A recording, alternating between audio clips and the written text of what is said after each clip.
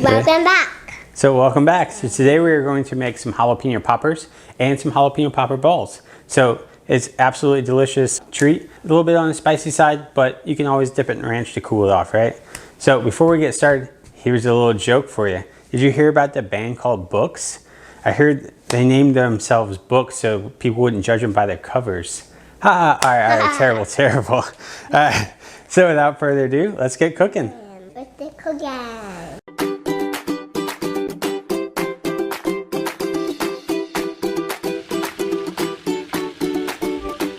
We're going to start with the popper balls. So we are going to grate 8 ounces of pepper jack cheese. I'm gonna eat some. You're going to eat some? Yeah. Tasting it just to make sure it's delicious and adding it into our mixing bowl. You're just going to taste it? Yeah. Then taste and add 16 ounces of cream cheese. Add 1 cup of our candied jalapenos from our previous video, link in the upper right. Then we're going to take 5 pieces of bacon that have been chopped up into little thin slices. Then we're going to cook it and strain the grease off before adding it to our mixture. Then we're going to mix this on up with our mixer.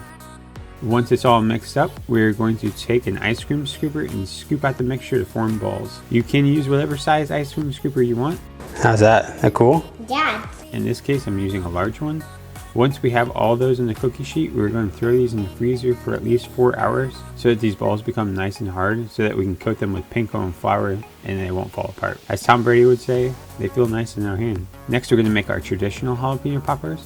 We're going to start by cutting up about 20 jalapeno peppers. I recommend wearing gloves or oil in your hands to prevent burning later on. To chop these, we are going to slice the stem off and then slice them in half to pull out the seeds. The only reason I'm chopping this in half is to make it easier to pull out the seeds. If you don't want to chop them and keep them whole, you can. It's just harder to pull out the seeds, but hey, more power to you. Next, we're going to grate 8 ounces of cheddar cheese and add that to our bowl, and then add 8 ounces of cream cheese, and then we're going to mix that on up with a mixer. Once we have that nice and smooth, we're ready to start assembly of these. We are going to take our 2 jalapeno halves, add our filling to both sides, make sure it's nice and full, then push those 2 halves together, wrap a piece of bacon around it. In this case, we have about 10 slices of bacon that we cut in half, so you use a half slice each for each jalapeno popper. Then once we have that, we're going to stick a toothpick through each side of the jalapeno and the bacon to hold it all together. Side note, make sure to start the bacon on the whole end of the jalapeno pepper, just so you don't have a large portion hanging off. Then with whatever we have left over, we're just going to form a little ball. This will be a nice little cheese ball for Ellie since she won't touch the jalapeno. Now, we're going to prep these guys for frying. So in 3 bowls, we're going to take about 2 cups of flour, 4 eggs that have been beaten, and then about 2 cups of panko, and we're going to take our poppers, coat them in the flour, then coat them in the egg, and then coat them in the panko, and then set them on the pan to the side. You can use flour instead of panko if you want, but you just won't have that same kind of crunch. Once we have those coated, we're going to coat our frozen balls from earlier. So we're going to do the same thing of rolling them in the flour, the egg, and then the panko. This requires roughly 4 eggs, 2 cups of flour, and 2 cups of panko as well. However, you may need more as you go if you happen to run out of any of them. It's frying time. To start, we are going to bring our peanut oil up to 375 degrees Fahrenheit in our fryer, and then drop the balls and jalapenos in. We want to cook these guys in the fryer until the outside becomes a nice golden brown color. Once we have achieved that greatness, we are going to take them out and let them drain on a wire rack or a plate of paper towels. That way the excess grease drips off and these guys stay nice and crispy.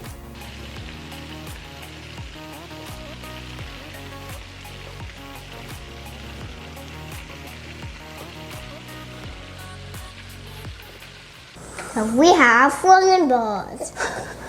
Here we have our jalapeno poppers and our poppers ball, I guess, whatever you want to call it.